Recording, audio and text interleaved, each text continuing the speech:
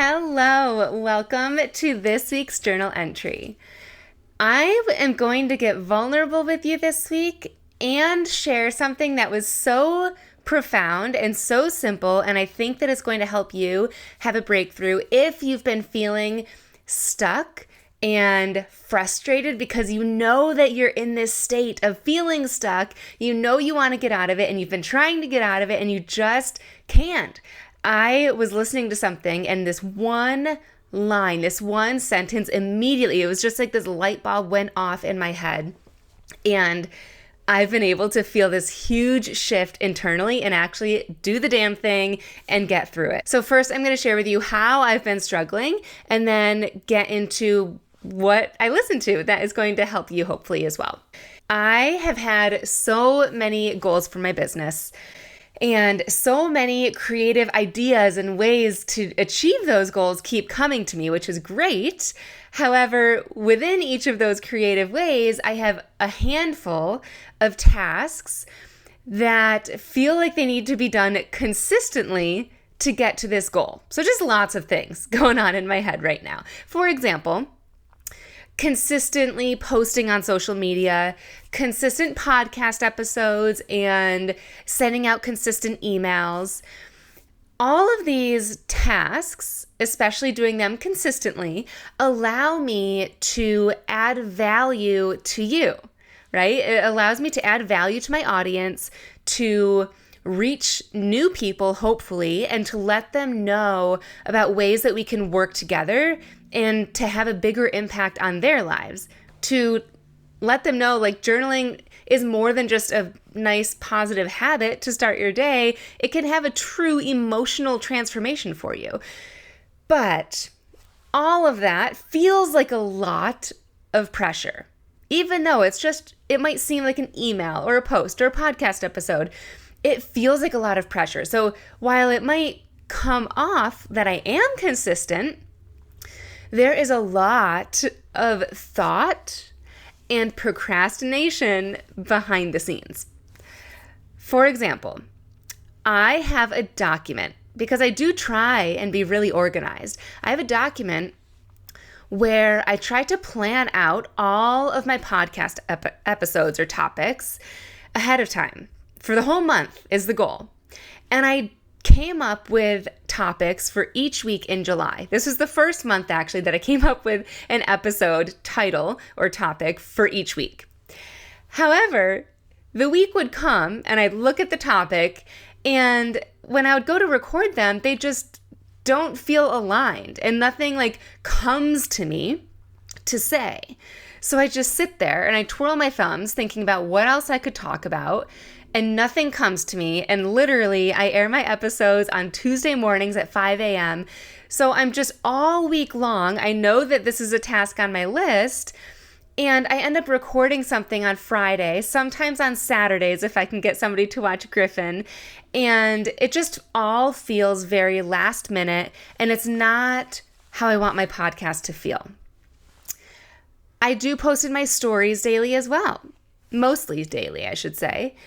And I post in my feed on Instagram and Facebook a few times a week. If you're on my email list, I do usually email at least once a week. But that too, all of that feels very last minute and rush and kind of like I need to post something, like let me just share this. It all just feels messy. It feels like thrown together because, again, all these tasks have been on my list. I see it. It says, Sam, do this today, do this today, do this today. They've been on my list for so long, yet I build up so much pressure around the outcome of each podcast episode, around the outcome of each email, around each post, around each story that I put up. The outcome being getting more awareness of how good you can feel with journaling. That's really important to me. I want you to try journaling and witness how different you can feel when you journal effectively. Also, the outcome being more sales for my business and for my programs, and expanding my reach, getting more people to experience this. I'm going to say that again more succinctly and in a slightly different way because it's really important. I focus so much on the outcome of my work that it stops me from doing it altogether, and it makes me feel uninspired. I bet you can relate to this in some capacity, even if you're not an entrepreneur like myself. I was on my weekly emotionally empowered journaling workshop yesterday, and one of the women on the call was sharing a little bit about what her season of life is right now. She said that one of her two sons is having a season of his own right now. He's got behavior issues going on, is just really angry, going through a lot, and it's getting worse. And it's really hard on her. And it's becoming really difficult for her to manage as a single parent, especially after an exhausting day at work herself. And on top of that, she's constantly corralling her two sons, making sure they're not breaking something or drawing on something that they shouldn't be or ruining the house that they're living in, instead of enjoying their presence. She feels like she's constantly scolding them and disciplining instead of enjoying them at this young age.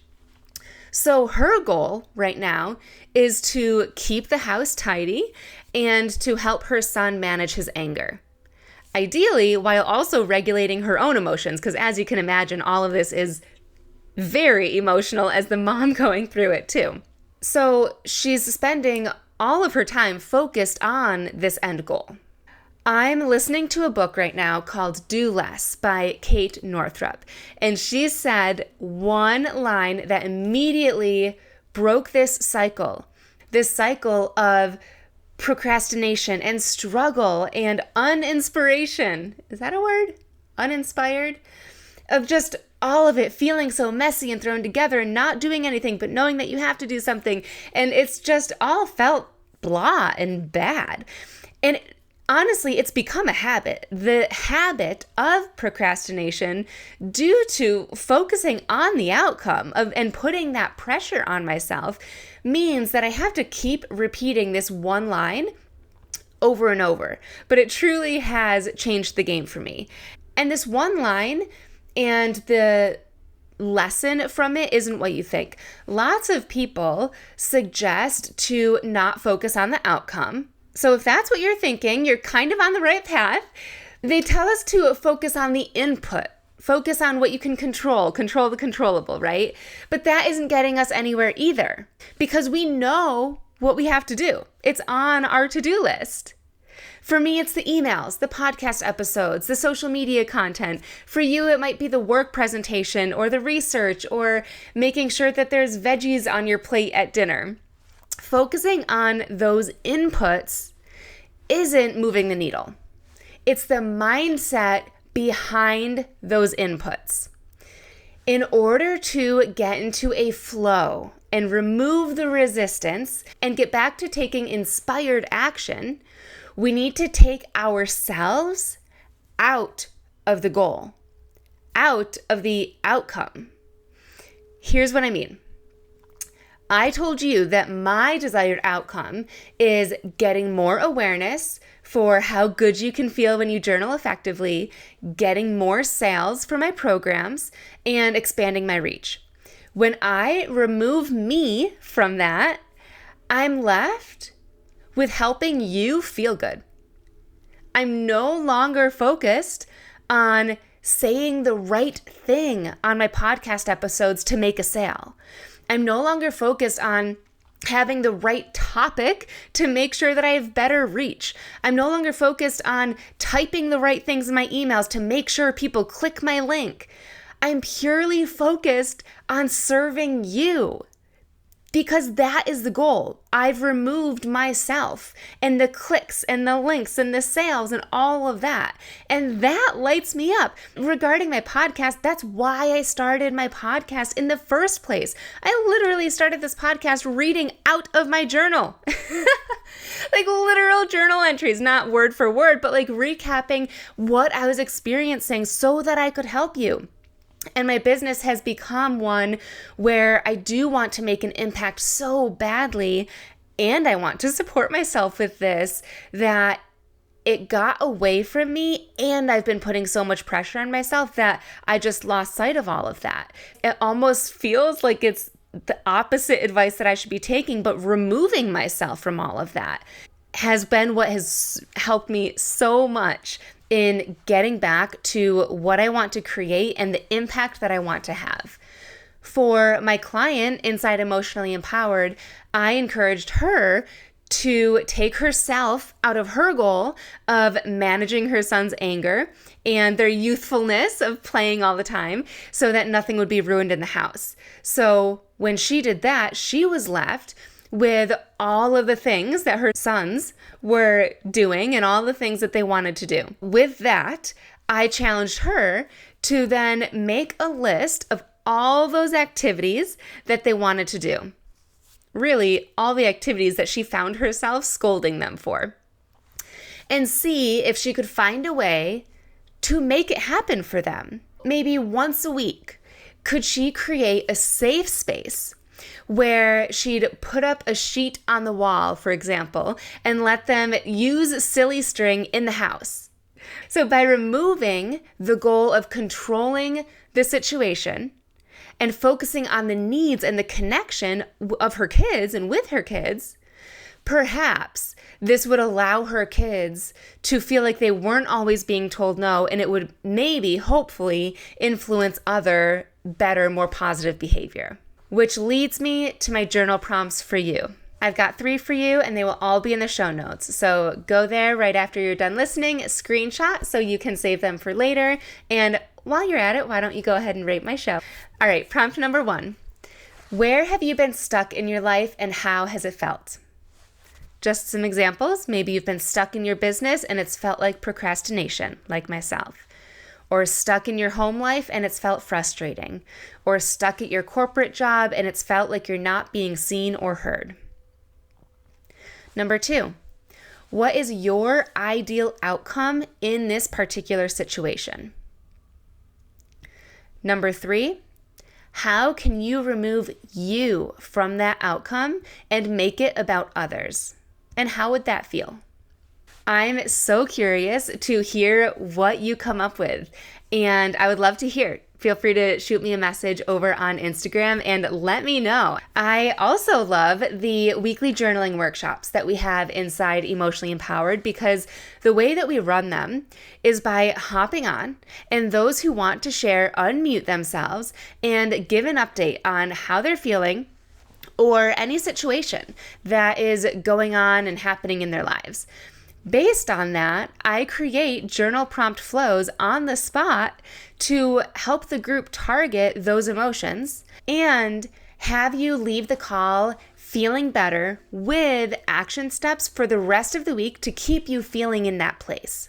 We do have a different theme for the month, and we use that for the actual journal prompts that I share throughout the week. This month, it's been about navigating your emotions. And last week in particular, it was about anger. This week, it was about how to resurface emotions that may have been stuffed under the rug for a little while or maybe your entire life. I'm thinking that next month is going to be about relationships, because what came up in yesterday's workshop, the women who joined all shared different situations, except the trend, the common thread throughout was connection. Connection with their spouse, connection with their kids, and connection with yourself. And I think that relationships is going to be a really interesting and powerful thing to journal on. Relationship to yourself, to others, and then also just the dynamic in relationships and how you want your relationships to be. So, yeah. I'm deciding right now, August's theme will be relationships. If you want more information on Emotionally Empowered, click the link in my show notes. My summer sale is currently 70% off your first month with a locked-in rate of 50% off if you choose to stay a member, and you can cancel anytime. I've never ran a sale this good, and it ends July 31st. I really want you to get in and experience this incredible emotional transformation, which is why I am severely discounting it, truly just to help you experience it. Because once you experience it, you will feel so much better. And you will learn the exact tools to be able to journal through any emotion in any situation in the future. So from the beginning, I've always said that I want to teach my clients how to do that so that they don't need me. I will say, so far, nobody has canceled the membership, which is amazing. And I love that. And I love the bonds that are forming in the community. But you can cancel at any time. So for the limited time, go snag it for 70% off. And in the spirit of taking me out of the outcome, I am offering 5 emotional audit calls for free. Inside these calls, we are going to do a few things. Number 1, help you get clear on what you really want based on your season of life. And number 2, identify your biggest blocks keeping you stuck from feeling lighter and more clear and happier and whatever it is that you want to feel. You're going to walk away from this call with me with specific actionable steps and recommendations on how to process your emotions faster so that you don't stay stuck in them. You're able to move through peaks and valleys of your emotions and align with who you want to be. Normally, these calls are $300 for an hour, but I'm offering 5 spots for free. So DM me the word audit over on Instagram at samantha.s.says to book yours. As of the time of recording this podcast, 1 spot has already been taken. So I suppose there's only 4 spots now. So shoot me a message as soon as you can and claim your spot. I literally cannot wait to chat with you.